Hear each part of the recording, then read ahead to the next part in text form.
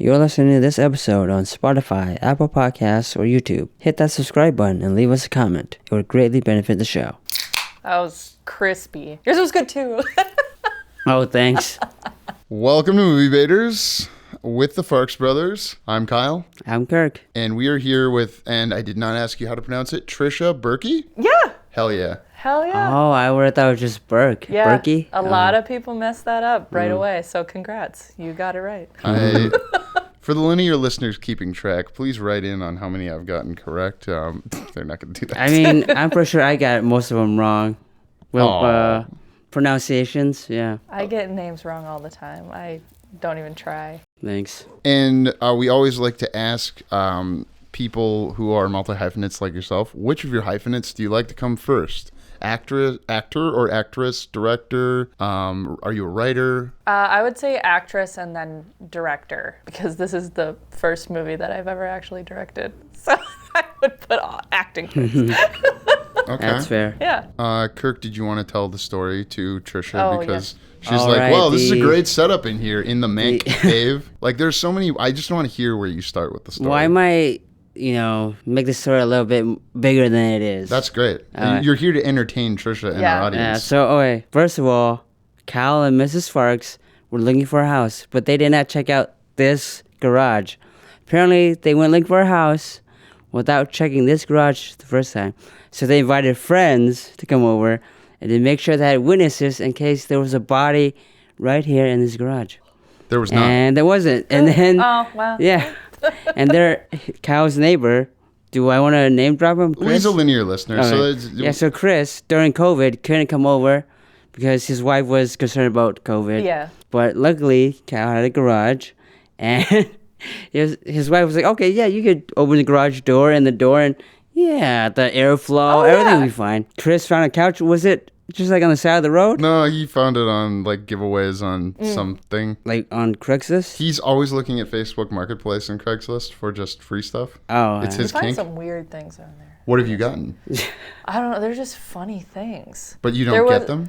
No. Oh, okay. Because don't have interacting room with for the that. people is weird. Yeah. That's the right. sketchy part. the selling part, right? Yeah. There was one time where my parents were trying to buy me and my sister like a piano back when we were living in Duluth at the time. We were kids. And my sister and I were sitting in the car. We watched our parents go into this house and we watched them come sprinting back to the car. And they're like, we gotta go. Like it was, they were like, that might have ended really bad. Sorry to interrupt your story. No, it's all good. You're the guest on this show, and we're telling you a Well, story to be that some honest, of the audience this has whole heard show is just a bunch of tangents, so I wouldn't Okay. worry too much about that. Perfect. Yeah. Not with some guests. Some guests are like, we got to stay on the topic. Oh, wait, like, we're but interviewing you right now. Chris finds his couch in the middle of the road, and Cal and his. You brought your kids with you, right, to put I something think my under the wife was couch? pregnant with our second daughter at the time, Wow. and You she made didn't your wife do she didn't manual do labor? Any manual labor. She just walked there and supervised Technically, manually. Yeah. Surprised. while we put the casters on the couch Yeah. so that it could be pushed on wheels. How And then far they away push- was it? I don't know. 8 blocks. Wow, that's a lot for a pregnant woman to walk, I think. A pregnant How- woman can walk 8 blocks. How You heavily need to do- pregnant was she at the time? You know, I don't recall, to be quite honest with you. Wow. Let's see. She actually might have been very pregnant now that I think about Oh, it, because the younger Farxling came in June, so it could have been like May that this happened. Okay. You know how old your kids are, right? No, no idea. That's a dad for you, I guess. 3 and 5. Yeah. But one of the younger one turns 4 next month. I'm tracking these things. What day is their birthday? Because it might be my birthday. Wait, when is your Oh. birthday? June 18th. Okay, my daughter's very close to your Okay, birthday. cool.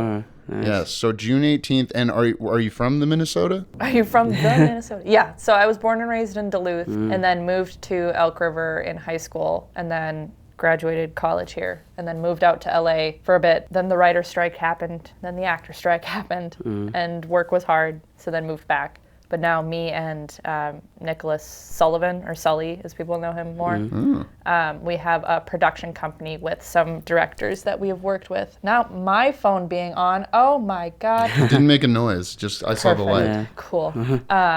we have a production company with a director and a producer out in Pennsylvania. So now we're kind of like bouncing back there. How do you get connected with somebody in Pennsylvania? So when I was in California, I was on a bunch of different like acting casting sites, whatever you want to call them.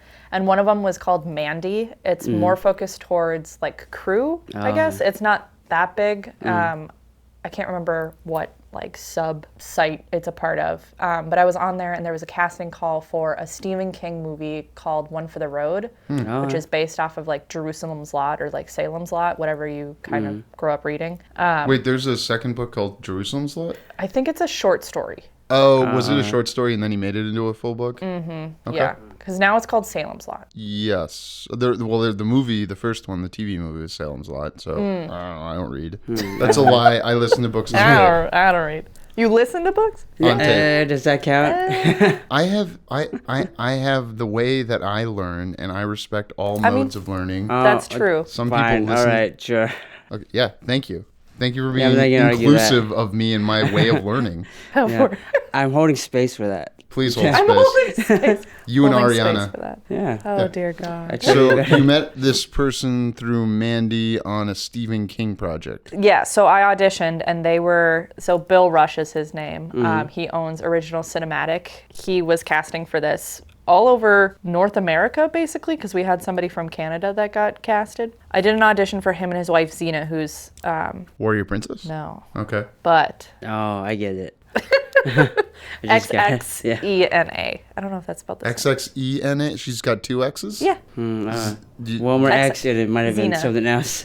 Was The it too outside much? of a moonshine jug or something like that? You ever see moonshine jugs in Yeah. cartoons? Sometimes they have three X's on them. I know what you're thinking of, but I'm, you Oh, know. like the poison, like Yeah, too much exact- alcohol kind of a yeah. thing? Sure. Or That's what I Maxine, meant, yeah. which takes Oh, place in yeah. LA. Or Triple X, like porn. That's what he's thinking of. Oh, No, okay. Vin Diesel. Sorry. There's only two X's, so calm down. Xena. So I auditioned for them, and then they had casted the role of who I auditioned for to another person, but they liked me so much that they wrote in another part for me specifically. You can't find the movie anywhere. What is it called again? You'll have to rewind and listen. Okay.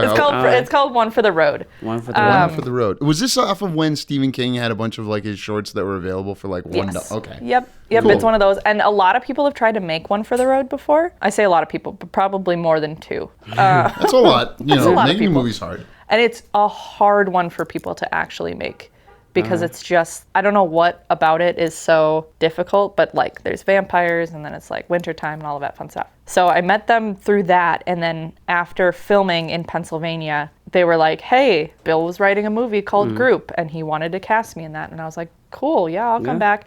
And then he was like, hey, I'm writing another movie and we're going to film back to back for 3 weeks, these two movies. Do you want to be in both of them? And I was like, sure. And then it's very much like a Quentin Tarantino kind of thing where he just like casts people that he likes working with because that's where we're at right now. And then we started like a production think tank kind of company called Prolonged Exposure. So that's what Sully and I use for our stuff. Is it an LLC? We're a business LLC. show. Yep. Sweet. So you LLC'd in Minnesota or in Pennsylvania? Where did you have to fill your taxes for it last year? Minnesota. Yeah. Yeah. That's because I have to do that for JK every year. Oh, And gotcha. I will give the state props for making it easy on small business owners to administratively click on the website and say, here's how much we made this year. Yeah. Is that what's your so you're a producer too in addition to being a director? Yeah, I have producer credits, like on IMDb. I was a producer for a movie, Immersion, and then I'm a producer for an upcoming film that we're doing hopefully later this year called Fetish, and then another one called Sweetener that we're working on. So it's all in pre-production and it's just like the fun money thing.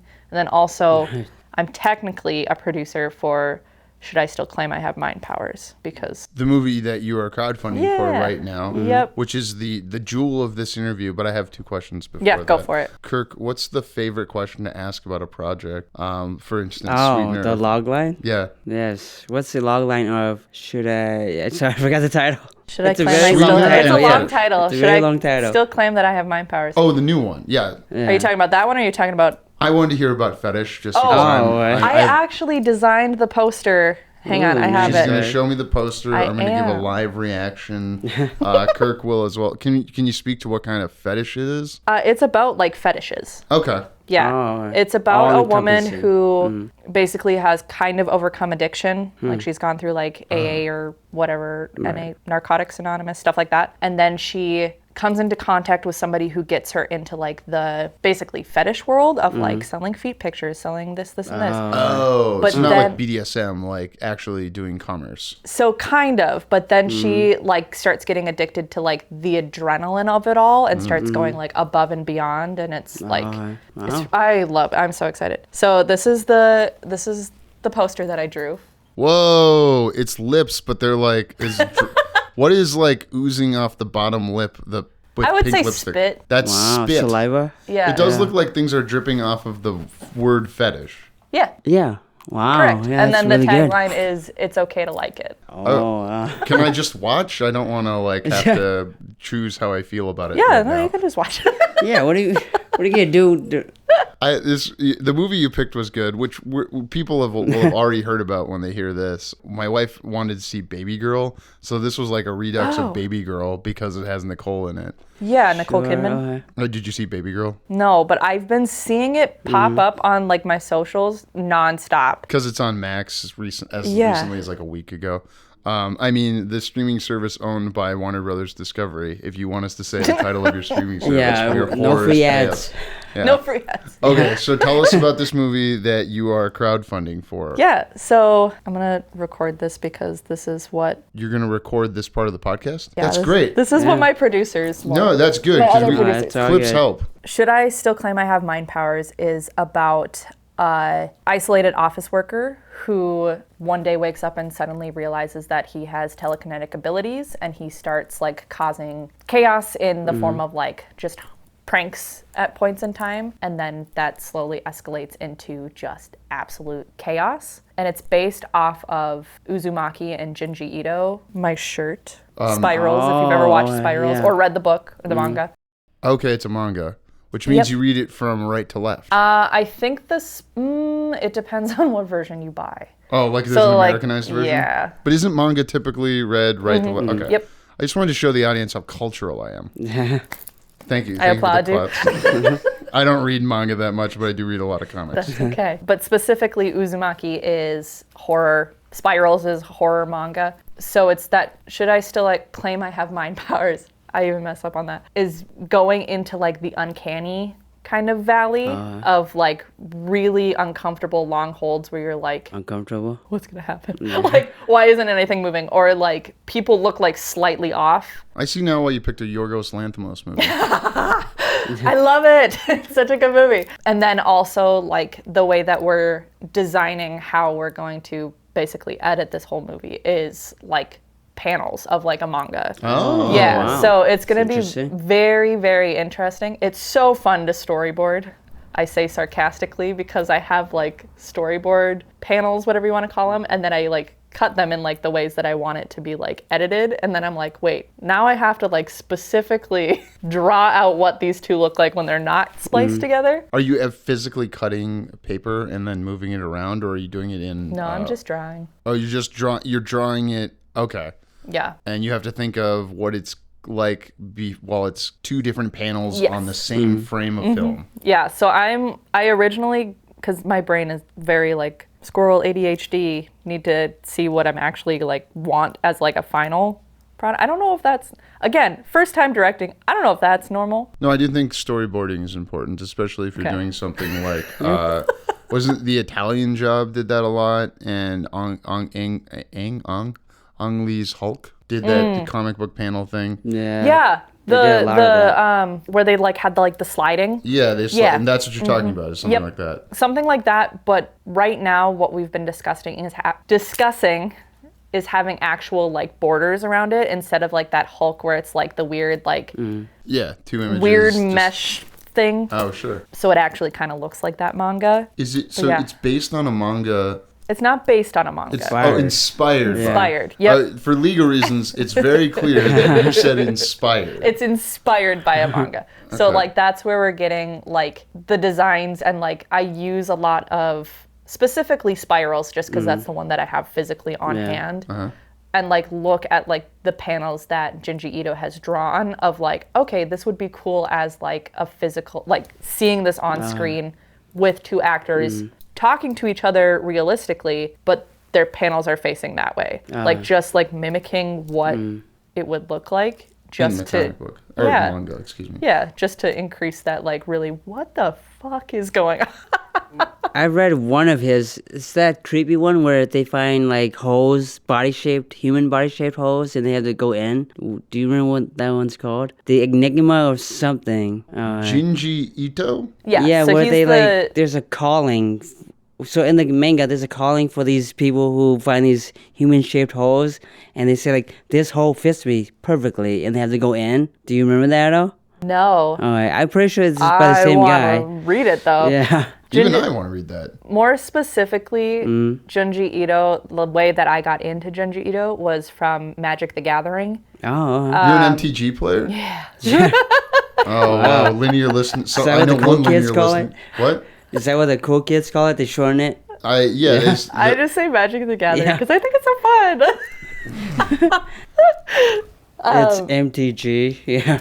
Yeah, Marjorie Taylor Greene. But in All Will Be One, Phyrexia All Will Be One, Junji Ito had very specifically drawn, oh God, what is her name? Oh no, that's gonna bother me. He had drawn art cards that were like super, super high value when it first came out. And so like Sully and I would just like buy packs and packs and packs. Nice. I think we have like 3 of his drawings, but they're so cool. Like he just has such a unique style. But yeah, that's how I got into it. And then I like slowly like spiraled into reading.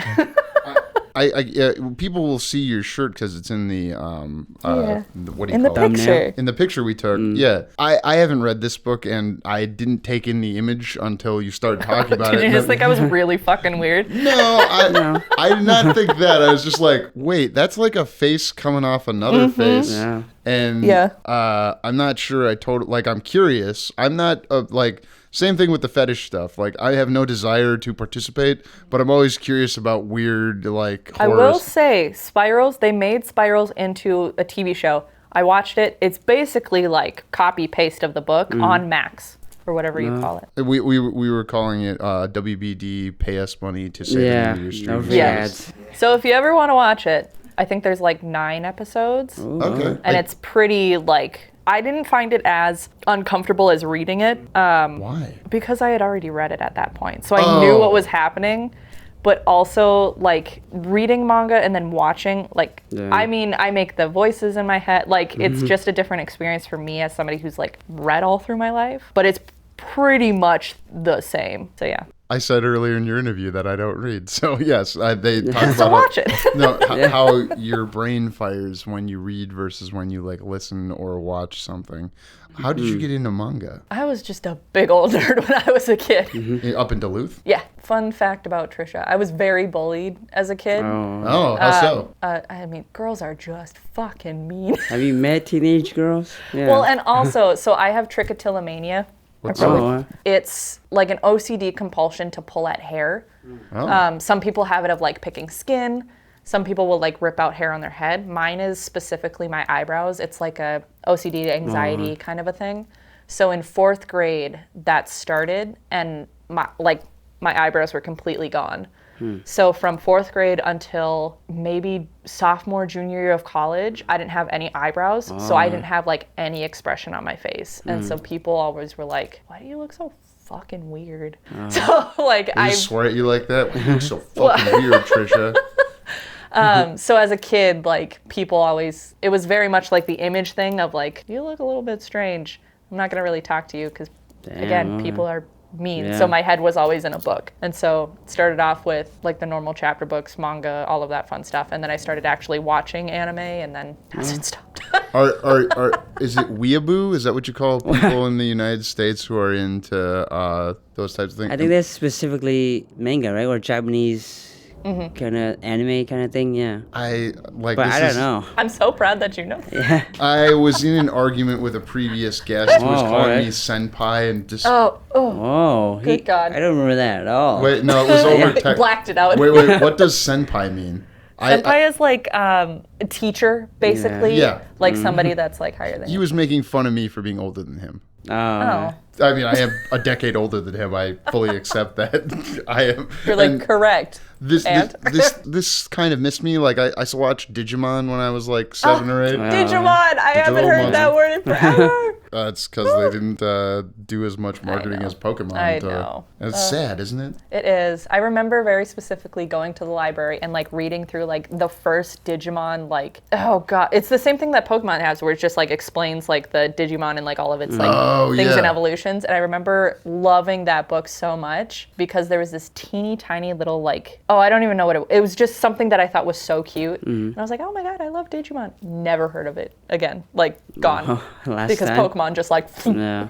So you're a big nerd, at your words, not mine. Yeah. And then when do you get into acting? College, high school? No, so I originally started acting when I was probably about 12. I did theater, so that's what my college degree is in theater acting. So I did that a majority of my life, but I can't sing for shit, so I can only like do like comedy and like, I mean, I can sing in like goofy voices. Or like we didn't have a lot of men in our theater department in high school, so I played a lot of like drunk men. Like in like Beauty and the Beast, I was like the drunken guy in the tavern, whatever. So I did a lot of stage plays, and then after graduating high school, I started getting into like some commercials, some like started like teetering into film a little bit. And then after I graduated college, then I just went full into film because I was like, this is probably a better way for me to, one, act, and two, make money off of it. Whereas like the theater acting is so hard to get into in the cities. Like there's so many opportunities, so hard if you're not like a triple threat. What's a triple threat? Someone who can singing, dancing, and acting. Singing, dancing, and act. Do you dance? I can. Okay. I can learn. I will not ask you to. I cool. didn't realize that because I'm thinking of some of the theater actors I know and some that are our friends who are like, I don't know, I've never heard them sing, I've never seen them dance, but I know they can act. We've worked with them as actors. Yeah. And that's great. Yeah. It's very rare that you'll see dancing in films. I mean. Yeah. Well, to be fair, we never rent something that requires singing in a short film. I don't want to have to record that and then like get it right and make That's sure. a lot of ADR, essentially. Well, it is. You're gonna replace. Yeah. So I mean, I would do all the work. I'm a sound guy. I'm aware. Well, you've worked with post-production folks. So yeah, a little bit here and there. Yeah. It's called the Farx brothers because we're bickering brothers. Yeah, that's perfect. And farcically, we are brothers. So what prompted you to go out to LA? What year was that? So right after I graduated. So it was actually, I graduated in 2020. Oh, God. I know. What was your senior year of college like? It was so sad, dude. So we were not filming. My senior play was called She Kills Monsters. It's a Dungeons and Dragons based play. One of my favorite plays of all time. I was playing the lead, Agnes. Like, I really connected with her. It was so fun. There was a lot of stage combat, all of that fun stuff. Spring break rolled around, COVID hit, and then we were like, okay, we're gonna close school for 2 weeks. It was like that first like period of like how just 2 weeks. Just don't worry. Weeks. Yeah. And then we got the email of like, hey, we're closing. Like, sorry. And then we're not gonna be able to do the play anymore. So that was like the last stage play that I'd ever done, and we had just gotten into Tech Week, so I never got to like actually perform it. Damn. Oh, I'm sorry. That's okay. I still dream about that one. Yeah. So that's like a play that people do around the country? That wasn't okay. And could you say the name again? I'm sorry. She Kills Monsters. She Kills Monsters, and it's related to Dungeons and Dragons. Yeah. Yep. It's really, really good. I've seen the Dungeons and Dragons movie, the newer one. I think I've watched part of the Chris Lambert one. Okay. That's considered bad, right? To Dungeons and Dragons aficionados? It depends on who you ask. Okay. How do you feel towards it? It's your interview. I listen to more Dungeons and Dragons podcasts. Yeah, probably. Wait, you too? Yeah, I listen to what's that one with Freddie Wong? Dungeons and Daddies. Dungeons and Daddies. I love them so great. much. Yeah. I have so much of their merch. Dungeons and Daddies? So it's about 4 dads who get lost in the Forgotten Realms trying to find their sons that were taken away from them. And it's so like this really wholesome like 4 dads like going around figuring out where their kids are and all of this fun stuff. Oh, it's so good. I love Dungeons and Daddies. It's a narrative podcast with an ongoing story? Yes. Yeah. Yep. So season 1 is about the dads. Season 2 is about the grandchildren of those original dads. And now season 3 is actually a Call of Cthulhu system. So it's not Dungeons and Dragons. It's, again, Call of Cthulhu, so more horror-based, different play mechanics, all of that fun stuff. But this one is called The Horrors of Peachyville, and it's set in the 1950s, like, Georgia area. I think that's great. When Yeah. when You're in your the back. when your publicist Steve Muckway reached out to the company and said, "Hey, we have he said we have a female director who's making a movie." I was like, "Okay, we'll take guess." So important. No, and I didn't expect to get this level of talking about MTG Dungeons and Dragons, and I think it's great. I just didn't expect it, and it surprised. This is kind of like what happened. I'm thinking of the Alex Rumsey episode where I went hard. Such an amazing human. Yeah. People say that we've worked with her, and I will endorse her. As a human. I don't. Not an actor? What do you mean? Well, no, I don't like when people say. I'm gonna call you out right here. You know what? She's beautiful on the inside. Is that the right thing to say? Because she's a good human. I don't know. What are you supposed to say? We got a whole debate to go after this. I don't want to debate this part, I think. Yeah. Alex knows that I think she's great. And she talked about Dungeons and Dragons. I was like, oh, okay. Yeah. You like super nerd. There's a lot of nerds in the film community, man. I'm Dungeons aware. and Dragons specifically. Yeah, Mick Lynch, who works on your thing, is working on your thing. He's a Dungeons and Dragons nerd. Michelob Lynch Ultra, as I call him. I got him on his first Z-Fest, so I get to give him a nickname. It's advertised on your crowdfunding. One of his credits is Paprika, and I was like, "Oh yeah, that's one of." I was reading through your thing to research you. I was like, "Hey, I recognize that," and that's how I relate to the world. We didn't ask you much about your acting and how it's that okay. What was The Hand That Feeds like? I know Wes, I know Blair. Ooh, that's pretty good. Yeah. Well, I haven't seen it. I saw the other one they did. Please don't watch it. You know what? I think Wes said that when he was on the show too, didn't he? It was okay. I will say, like, that's where Sully and I met. We were both. Aren't you engaged now too? Yeah. Am I breaking this news? You have it on Facebook. So. Well, yeah, we do. Okay. Yeah, it's okay. It's not exclusive. Yeah. We were both dating different people at the time, and What? so nothing happened on set. It happened like months after. Okay. But that's where we met. It was such a great experience, and like I met so many good people. But please don't watch it. Was Laura Runge on that one? Laura who? Runge. Laura Runge Hunt. Oh, Sally Hunt's mom? She has her own name, and Sally actually played my younger version. Oh, so she was only on set for like a day. Mm-hmm. oh, okay. But then if you watch the actual thing, they cut a majority of her scene. happens. It was just, again, I loved everybody that was on set. It was such a great team, but the film just took such a weird direction. Yeah. And there's so many, like you can very clearly tell like it is a B-rated horror. There's nothing wrong with that. There's not. I love watching B-rated horror movies like Tammy the Tyrannosaurus Rex or like Velocipaster or Killer Sofa. Yeah. Those are like the really weird ones. I heard of Velocipaster. I haven't seen it. Want to. Future guest, please make us watch that. You did? Right. Did you direct Z-Fest this year? Ghostlight? Is that you? No, I acted in that. You acted in that. So Flora Rose directed that. So this was their first film that they directed, but I was just an actor in that one. Just an performer. Yeah. Have you done Z-Fest before? Yes, I did. So I was also in Stunties, which was Krista Rose's film. Mm-hmm. That's how you guys know each other, because he knows Krista Rose. Yeah, but I don't think we worked with each other on that one day I was on. Yeah. When we were outside the auto dealership. Yeah. Yep, the Tesla dealership. Yeah. You went to a Tesla dealership? Well, he had a Tesla car in the parking lot. Krista's husband, Andrew Gullickson? I know him. Yeah.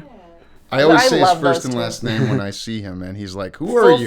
Full force at it. Yeah. They great. own, it's called like Royal Auto Drive or something like that. Hey, you know, Krista, Andrew, if you want to get an ad on the podcast, this is how you find out. Bleep it out. Okay. But they have some of their cars they'll like redo and resell like used Teslas. So I just call it the Tesla dealership because that's just what I saw in front of me. Fair. But I was on that one this year. And then last year I was in Tristan Crawford's film Fanny Pack Platypus, the animated one. He was the guy who calls me Weeaboo. Oh. Because I'm older than him. Oh. And he's been on the show recently. Yeah, I listened to the non-spoilers of Thunderbolts. And then Thanks. I was listening to Lights Camera Podcast's new one today, which was about, I literally just listened to it. I've never heard The of Lindsay Lights. Lohan. What? Freaky or Friday? Freaky Friday? Nope, the one where she's a kid and there's two of her. Oh, Parent Trap. Parent Trap. Nancy Myers. Yes, they released that today. And then when I was looking through podcasts, I saw your little blue bubble on my Spotify of like spoilers for Thunder. I was like, okay, well, I'll listen to that on the way home. Have you seen it, Thunderbolts yet? Okay. No, but I love Florence Pugh. She's Yeah, you gotta she's see great. it then. You got it. Have you seen Midsommar? Yes. Okay, Yep. cool. It's We can horror. be cool then because, you know, Okay. you saw Midsommar. I'm sorry, I don't play Dungeons and Dragons and know That's as much about the okay. other stuff, but I see elevated horror movies. Cool. Someday Oh, I'll get into the Dungeons and Dragons. I mean, that could be our next project, Dungeons and Yes. Dragons. Yeah. Definitely. Well, Tricia, who do you think we should ask to be on the podcast? Oh, good God. Someone in the upper Midwest filmmaking community is typically where we go because we're upper Midwest. I mean, I'll just shout out Sully. Yeah. He's so fun to talk to. You're At least for getting me. married to him, so I am getting married to A him. little bit biased.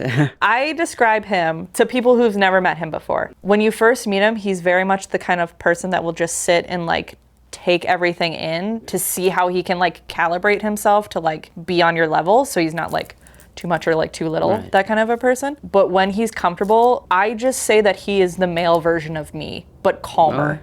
And also saner. Yeah, Did I see you kill him in a movie? I've killed him in a few. Okay, was it a Wow. Brandon Cole movie? Yep. Was that Petals? Where I ripped off his dick? Yeah! Whoa. Yep. I did see that one where you ripped off his dick. I hope that one never sees the light of day.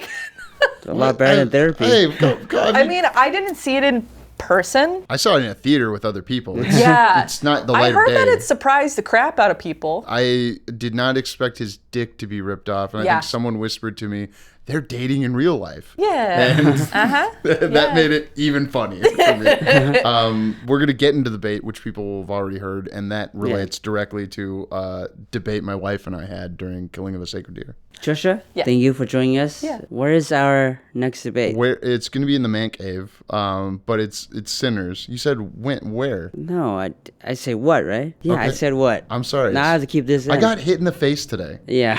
So it's Sinners with Jeff Goldsmith. Thank you for listening. For more on JK Productions, find us on Instagram at JK Productions Team and on Facebook, JK Productions MN. Join us next time for another debate.